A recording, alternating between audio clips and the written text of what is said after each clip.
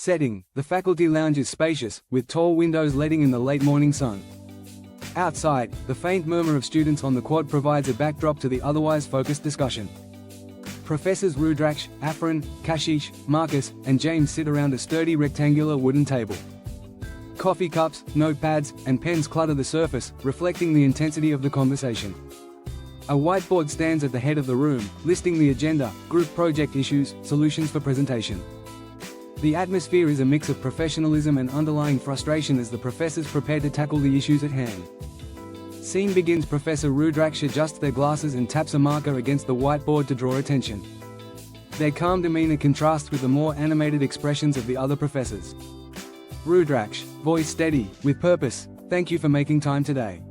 Group projects have become a consistent source of complaints, for us and for the students. It's clear we need a robust plan to address these issues, and our goal is to present actionable solutions to the department head next week. Let's stay focused and work collaboratively." Professor Aafrin leans forward, arms crossed, their brow furrowed. Marcus spins a pen idly, while James offers an encouraging smile. Kashish, already jotting notes, looks up attentively. Aafrin, leaning forward, tone sharp, focused: "These students are testing my patience. I just dealt with a case where a student joined a group late, skipped all the meetings, and then had the audacity to accuse their team of bullying. It's maddening." Marcus, nodding vigorously: "Exactly. Latecomers disrupt the group dynamic, and ghosting is even worse. It's unfair to the students who actually care about their grades and teamwork." Kashish, raising a hand slightly, tone calm: "I agree that it's disruptive, but we also need to consider context. Many students are overwhelmed, balancing jobs, family obligations, or other courses. If we approach this with only punitive measures, we risk alienating those who genuinely want to improve but don't know how." James, smiling faintly, voice measured: "It's true. Not everyone is intentionally lazy or disrespectful. Sometimes it's embarrassment or confusion that leads to withdrawal from group work. Better guidance from us early on could help address these challenges." Professor Rudraksh steps toward the whiteboard and writes the first agenda item: attendance and participation. They turn back to the group. Rudraksh, let's start with attendance and participation. What steps can we take to ensure students show up and contribute consistently? Aafrin, sitting up straighter, tone firm: consequences. If a student doesn't participate, they shouldn't benefit from the group's work. No participation, no grade. Kashish, raising a finger, tone thoughtful: "I understand the need for consequences, but I believe in proactive measures as well. What if we required teams to draft a group contract at the start of the project? They could agree on roles, deadlines, and expectations. It would set a clear standard from the beginning." Marcus, leaning forward: "I like that idea. But how do we enforce it? Students can still claim they're too busy or just forgot." James, tapping their pen on the table: "We could pair the contract with a digital attendance tracker. Each group could log attendance for meetings, noting who participates and who doesn't. This would allow us to intervene early if someone isn't contributing." Rudraksh, writing on the board: "Group contracts and an attendance tracker, it's a strong combination. Contracts set expectations, and trackers hold students accountable. Let's move on to the next issue: students dropping out of the course without notifying their group." Thoughts? Professor Aafrin shakes their head in frustration. Aafrin, voice rising: "That's the worst.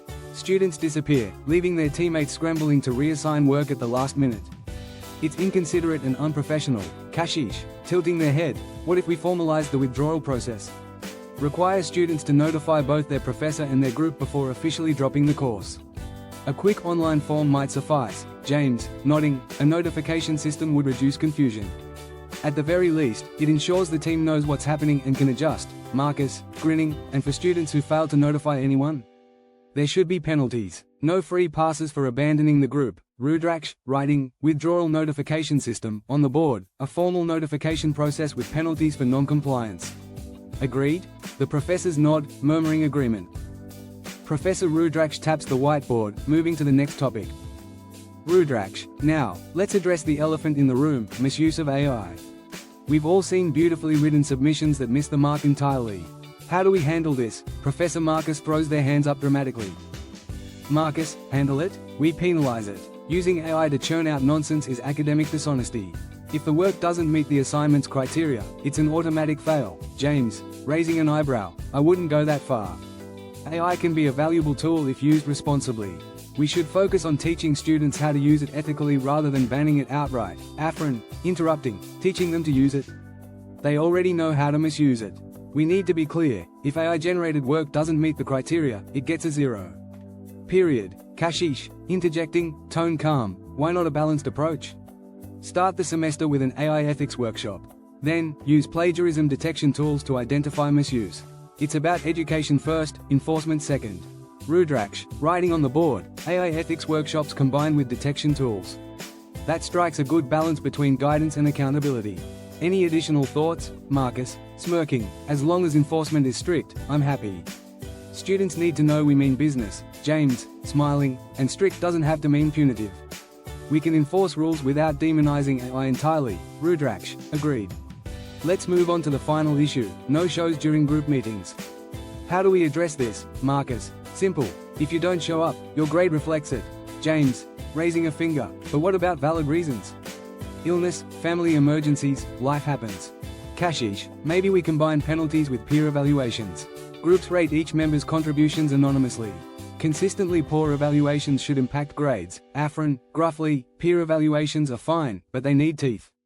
Students won't take them seriously if they don't count for much. Rudraksh, writing on the board, peer evaluations tied to grades. Let's also encourage groups to schedule meetings using shared calendars to reduce scheduling conflicts. The professors exchange glances, nodding as the tension in the room eases. The whiteboard now reads: 1. Group contracts. 2. Attendance tracker. 3. Withdrawal notification system. 4. AI ethics workshop. 5. Plagiarism detection tools. 6. Peer evaluations. Rudraksh, smiling, it looks like we have a strong foundation for our presentation.